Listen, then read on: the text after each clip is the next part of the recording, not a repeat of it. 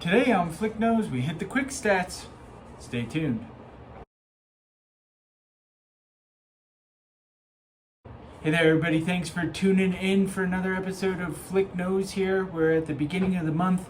We don't quite have the showing time market stats to share with you, and last week we did the land title stats. So we're just going to hit the quick stats here and go through those, see if there's anything in particular in the market that folks are really interested in.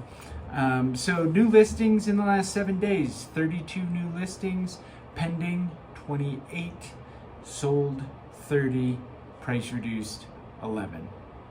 How about that? New listings 32, pending 28, sold 30. These numbers are rising as we're getting further along in the season, and we're seeing more inventory coming on the market. The challenging part here is choices. The inventory is not increasing. We're still at 256.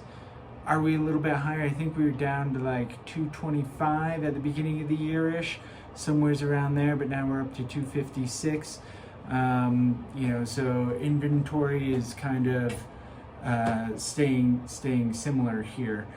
We ended March of 23 with 690 active listings.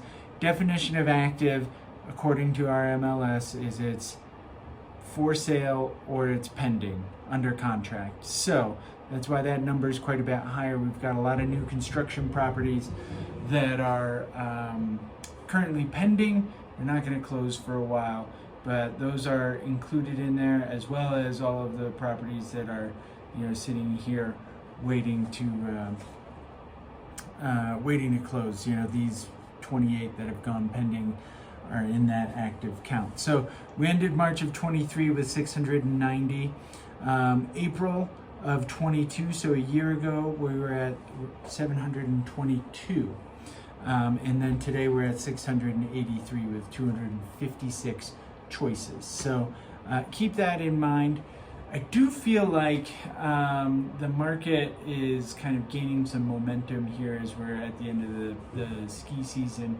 We're seeing more properties come on the market, which is good if you're not seeing something that you like. Really what we need is a lot more inventory. I've been saying it for a while, and I know I'm being repetitive, but when inventory is low and demand is surpassing inventory, we're not going to see that price decrease. I know quite a few of you out there are really, really waiting to see just a cratering of the market here, and I'm not seeing it right now. Prices are still pretty stable. We have seen a little bit of decrease in some areas. We're talking like 3%, maybe 5% in some areas.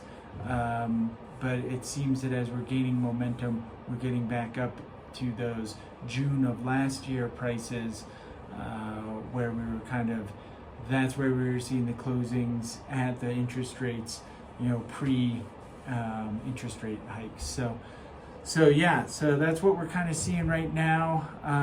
We'll keep you posted as we do this week by week. I think next week we'll definitely have the showing time market stats, which will give us a little bit more light into what we've got going on here on a macro level. And then, those will be for the February month. And then we'll probably take the next week off as we'll be on spring break here with the kiddos.